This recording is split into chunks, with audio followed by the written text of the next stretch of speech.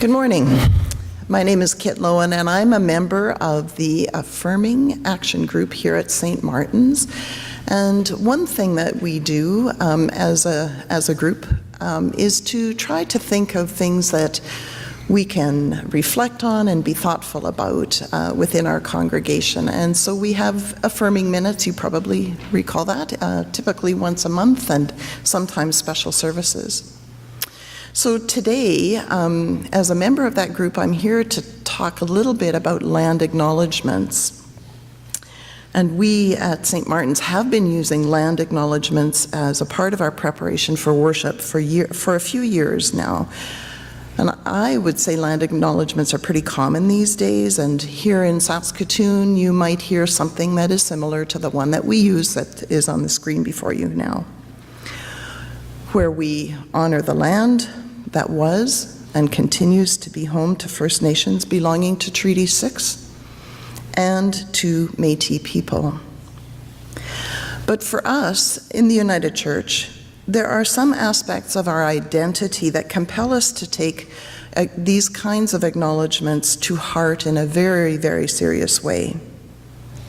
Our history with Indian residential schools is one of those critical aspects of our identity, and our identity as an affirming congregation is another. I'd like to talk about land acknowledgements a bit today so that we are thoughtful about the purpose of these acknowledgements, so that we better understand why we do this. As you know, the historic and many would argue the present policies of the Government of Canada attempted not simply to diminish, but to destroy into invisibility the Indigenous people who lived full lives on and with this land. Indian residential schools played a strategic and critical role in, quote, killing the Indian in the child, end quote.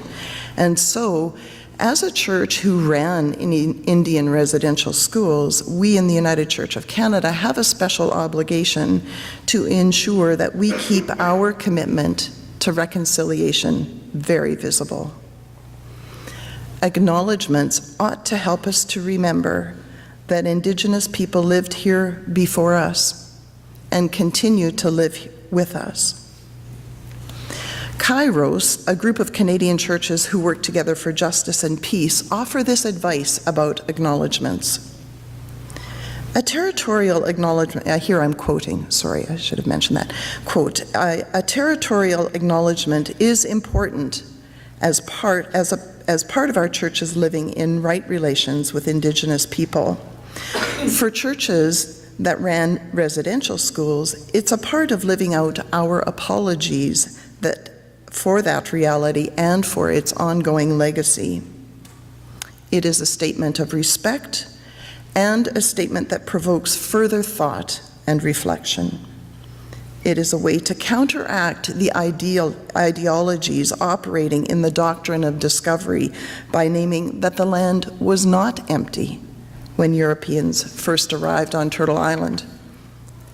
It can be an opportunity to acknowledge the spirituality of Indigenous peoples that was not respected by churches and was used to justify colonialism, including the residential schools, end quote.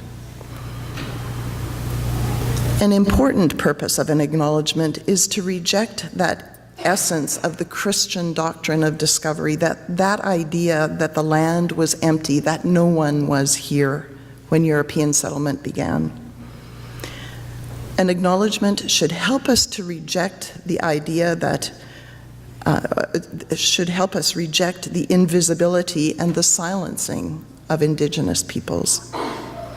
As well, we might do well to stop referring to these statements as land acknowledgements and to start thinking about them rather as territorial acknowledgements. We know that Indigenous people are profoundly bound to the land, but their lives, including their kinship relationships and ties, traditional travel routes, traditional trading patterns, cultural, spiritual, and linguistic practices are not only bound to the land, but to water and to waterways and to the resources offered by the land and the water. So for me, territory reflects far more than land, and more honestly reflects the complexity of what it is that we ought to acknowledge. So from here, I'd like to offer an opportunity for us to think about these acknowledgements and here present some questions that we can ask ourselves as we read these words on the screen. Are these the right words to fully acknowledge the territory on which we gather and worship? What can we learn about the way we ought to deliver an acknowledgement?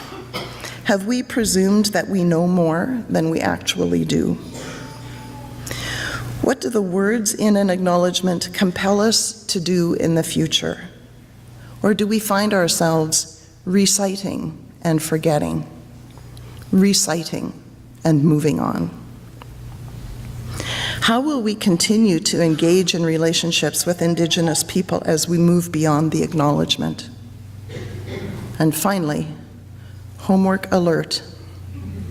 If you were to write your own personal territorial acknowledgement, what would you say? To conclude, I'd like to borrow some words from a piece from the New Yorker written by Torontonian Stephen Marsh. Apologies if I'm mispronouncing his name.